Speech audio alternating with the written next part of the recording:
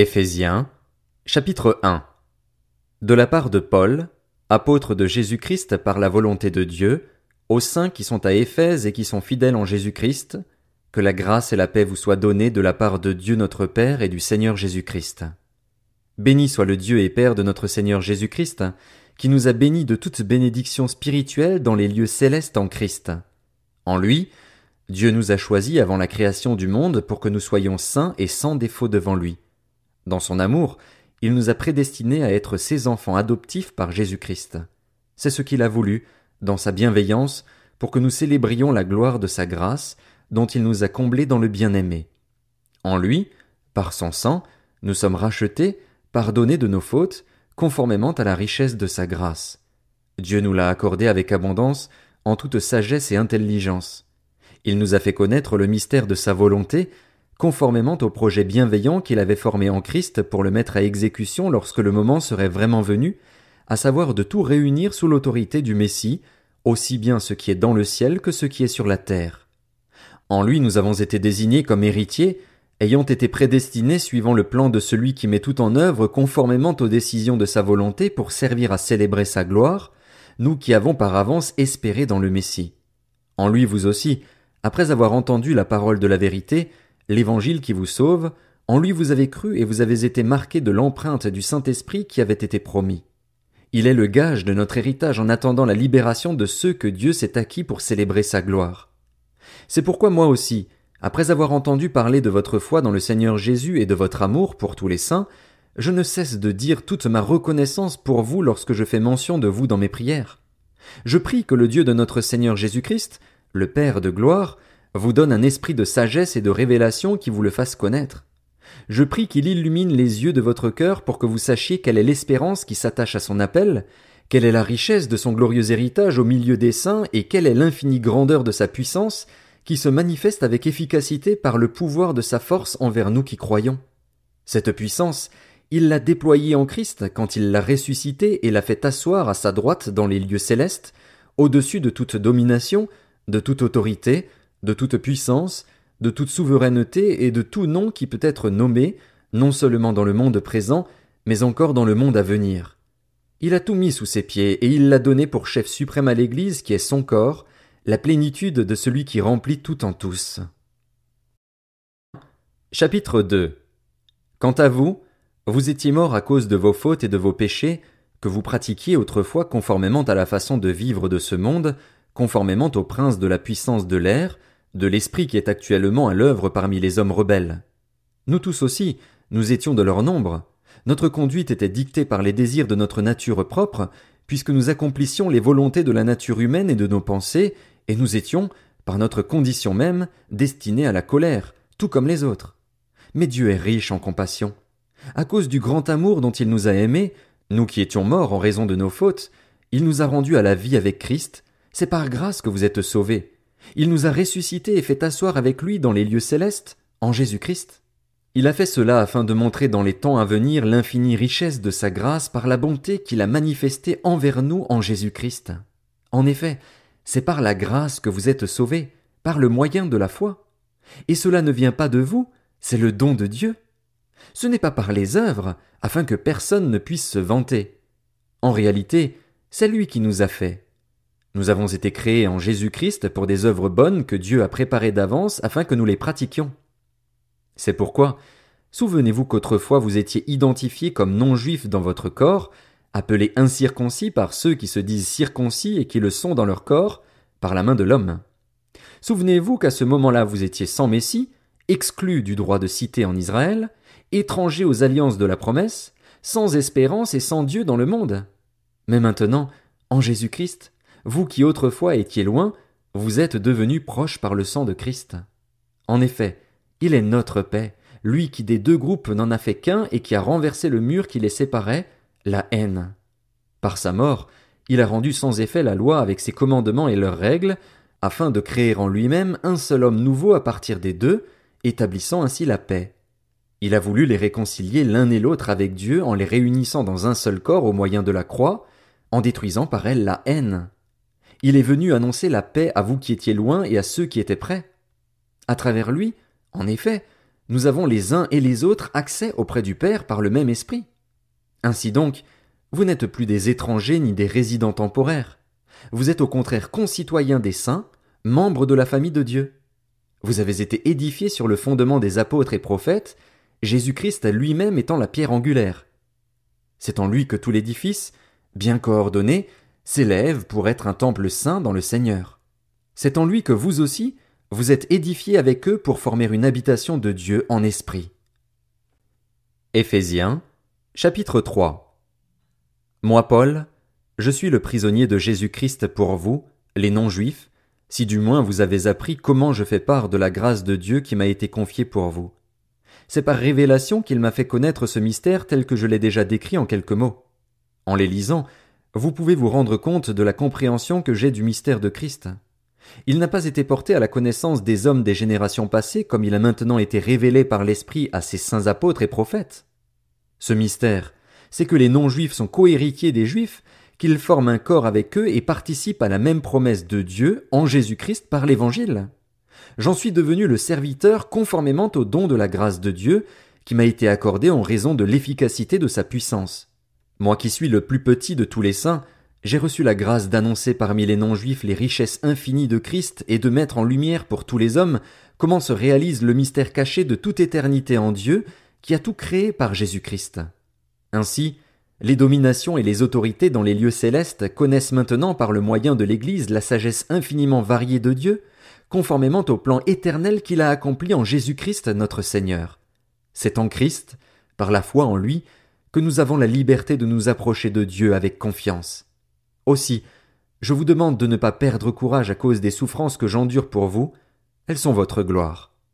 Voilà pourquoi je plie les genoux devant le Père de notre Seigneur Jésus-Christ, de qui toute famille dans le ciel et sur la terre tient son nom. Je prie qu'il vous donne, conformément à la richesse de sa gloire, d'être puissamment fortifié par son esprit dans votre être intérieur, de sorte que le Christ habite dans votre cœur par la foi. Je prie que vous soyez enracinés et fondés dans l'amour, pour être capable de comprendre avec tous les saints quelle est la largeur, la longueur, la profondeur et la hauteur de l'amour de Christ, et de connaître cet amour qui surpasse toute connaissance, afin que vous soyez remplis de toute la plénitude de Dieu. À celui qui peut faire, par la puissance qui agit en nous, infiniment plus que tout ce que nous demandons ou pensons, à lui soit la gloire dans l'Église et en Jésus-Christ, pour toutes les générations, au siècle des siècles. Amen. Éphésiens, chapitre 4. Je vous encourage donc, moi, le prisonnier dans le Seigneur, à vous conduire d'une manière digne de l'appel que vous avez reçu. En toute humilité et douceur, avec patience, supportez-vous les uns les autres dans l'amour. Efforcez-vous de conserver l'unité de l'esprit par le lien de la paix. Il y a un seul corps et un seul esprit, de même que vous avez été appelés à une seule espérance par votre vocation. Il y a un seul Seigneur, une seule foi, un seul baptême, un seul Dieu et Père de tous. Il est au-dessus de tous, agit à travers tous et habite en nous tous. Cependant, à chacun de nous la grâce a été donnée à la mesure du don de Christ. C'est pourquoi il est dit, il est monté sur les hauteurs, il a emmené des prisonniers et il a fait des dons aux hommes. Or, que signifie « il est monté » sinon qu'il est aussi d'abord descendu dans les régions les plus basses de la terre? Celui qui est descendu, c'est celui qui est monté au-dessus de tous les cieux afin de remplir tout l'univers. C'est lui qui a donné les uns comme apôtres, les autres comme prophètes, les autres comme évangélistes, les autres comme bergers et enseignants.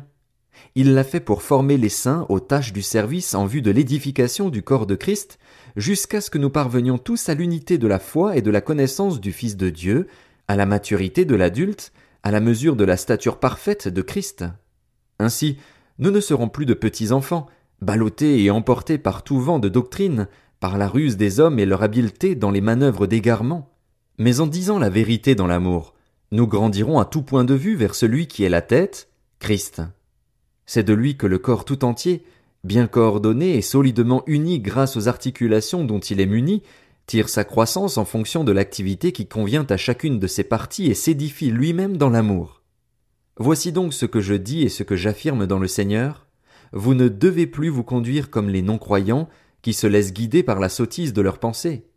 Ils ont l'intelligence obscurcie, ils sont étrangers à la vie de Dieu à cause de l'ignorance qui est en eux, à cause de l'endurcissement de leur cœur. Ils ont perdu tout sens moral et se sont livrés à la débauche pour commettre avec avidité toutes sortes d'impuretés. Mais vous, ce n'est pas ainsi que vous avez appris à connaître Christ, si du moins c'est lui que vous avez écouté et si c'est en lui que vous avez été enseigné conformément à la vérité qui est en Jésus. On vous a enseigné à vous débarrasser du vieil homme qui correspond à votre ancienne manière de vivre et se détruit sous l'effet de ses désirs trompeurs, à vous laisser renouveler par l'esprit dans votre intelligence et à vous revêtir de l'homme nouveau, créé selon Dieu dans la justice et la sainteté que produit la vérité. C'est pourquoi, vous débarrassant du mensonge, dites chacun la vérité à votre prochain, car nous sommes membres les uns des autres. Si vous vous mettez en colère, ne péchez pas. Que le soleil ne se couche pas sur votre colère, et ne laissez aucune place au diable. Que celui qui volait cesse de voler, qu'il se donne plutôt la peine de travailler honnêtement de ses propres mains pour avoir de quoi donner à celui qui est dans le besoin. Qu'aucune parole malsaine ne sorte de votre bouche, mais seulement de bonnes paroles qui, en fonction des besoins, servent à l'édification et transmettent une grâce à ceux qui les entendent. N'attristez pas le Saint-Esprit de Dieu, par lequel vous avez été marqués d'une empreinte pour le jour de la libération. Que toute amertume, toute fureur, toute colère, tout éclat de voix, toute calomnie et toute forme de méchanceté disparaissent du milieu de vous. Soyez bons et pleins de compassion les uns envers les autres. Pardonnez-vous réciproquement comme Dieu nous a pardonnés en Christ. Éphésiens, chapitre 5. Soyez donc les imitateurs de Dieu, puisque vous êtes ses enfants bien-aimés, et vivez dans l'amour en suivant l'exemple de Christ, qui nous a aimés et qui s'est donné lui-même pour nous comme une offrande et un sacrifice dont l'odeur est agréable à Dieu. Que l'immoralité sexuelle, l'impureté sous toutes ses formes ou la soif de posséder ne soient même pas mentionnées parmi vous, comme il convient à des saints.